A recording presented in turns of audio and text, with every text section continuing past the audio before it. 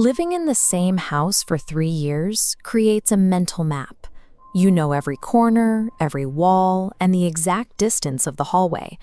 That map was rewritten when a blank, handleless wooden door appeared between the bedroom and the bathroom. The first instinct is to distrust your own memory. You wonder if this was always a blind spot or a detail you simply chose to ignore for years. But the temperature of the wood is different. It feels unnaturally cold, drawing heat away from your hand faster than the surrounding walls. Pushing against the surface yields no movement. It isn't stuck on a frame or held by a latch. It is as immovable as the foundation itself. I used a tape measure to verify the hallway's dimensions. The distance between the bedroom and the bathroom had increased. This floor plan shows what happened. To accommodate the width of the door, the house physically forced the rooms apart, expanding the dimensions of the hallway. The environment is actively altering its own spatial reality. The house is no longer a static, predictable structure.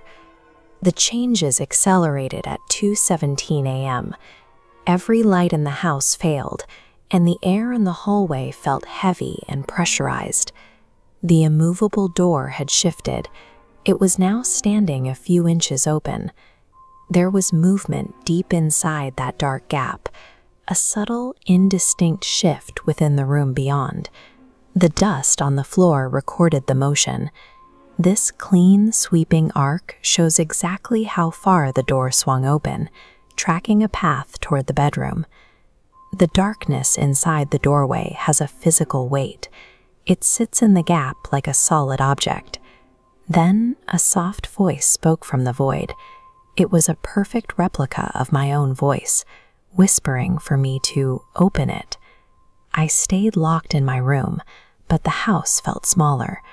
The walls seemed to be adjusting and shifting in the dark. Footsteps started coming from inside the hallway.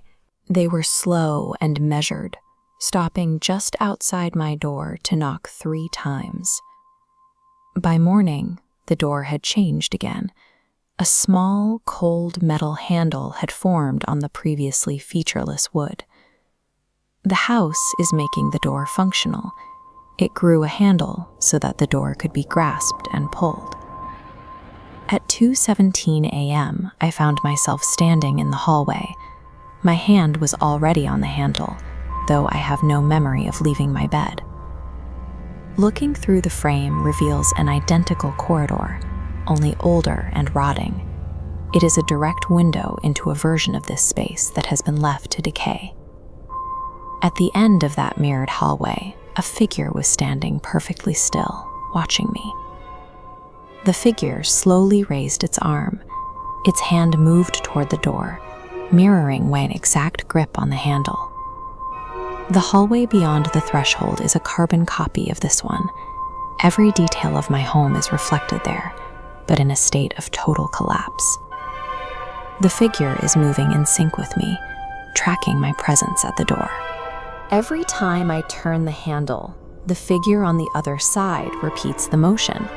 It is following the mechanics of the latch. By attempting to open the door, I am showing the figure exactly how the mechanism works. Every struggle I have with the handle is a demonstration of how to breach the threshold from the other side. You wake up in your own room, the door locked and the lights burning.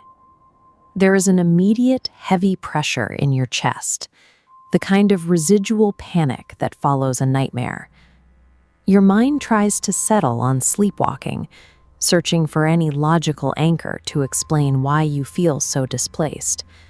But the logic fails when you feel your hand. There is a lingering cold on your skin, an unnatural chill that suggests you weren't just walking in your sleep. You were touching something that doesn't belong in this house. You check the hallway, but the door you remember seeing is gone, replaced by the familiar blank wall. The silence has changed, though.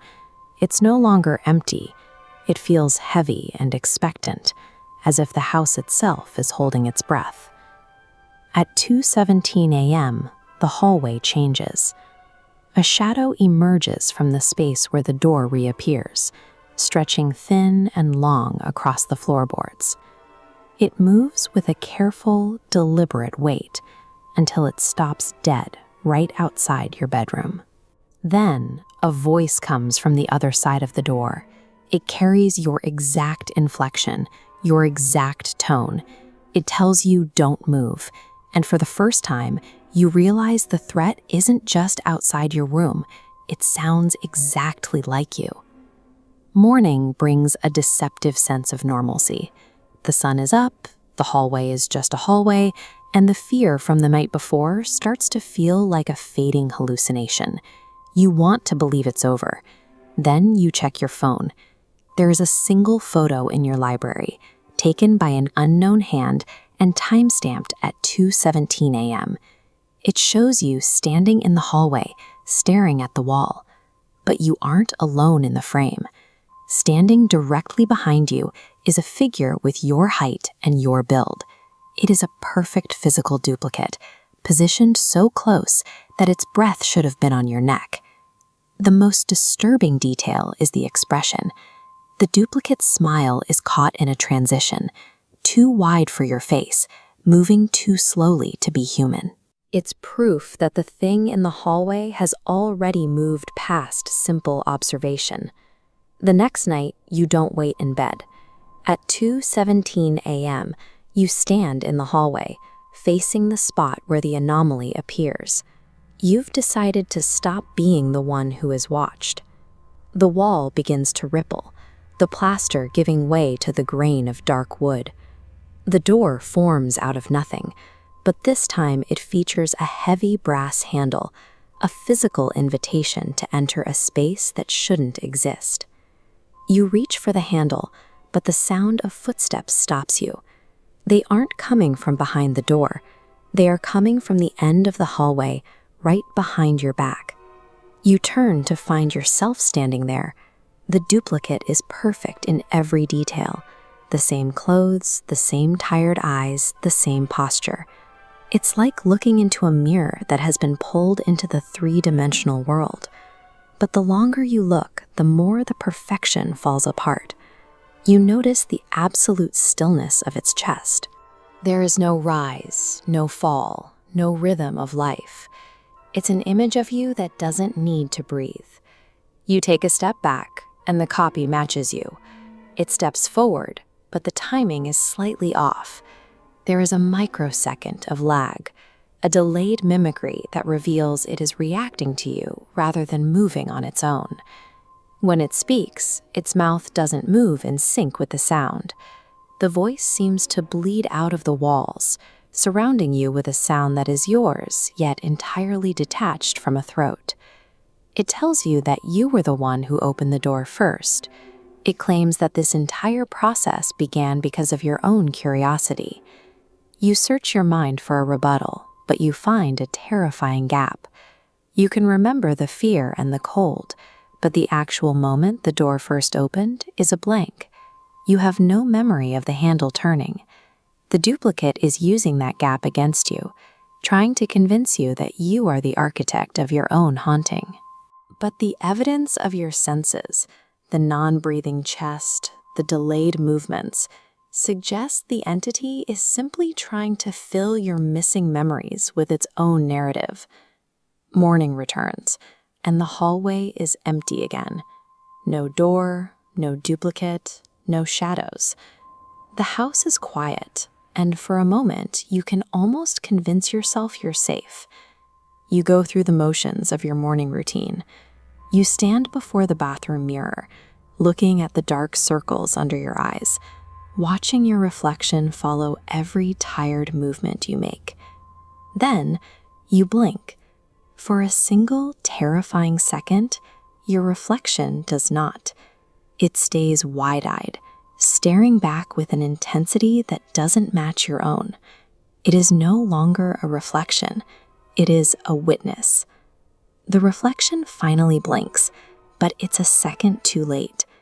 Before it does, that slow, wide smile from the photograph spreads across its face, an expression you aren't making, but one the glass is forcing you to see. Imagine two pulses that started at different times.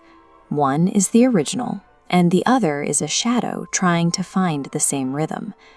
At first, the gap is obvious. The shadow is slow, clunky, and late, but every time you move, it adjusts.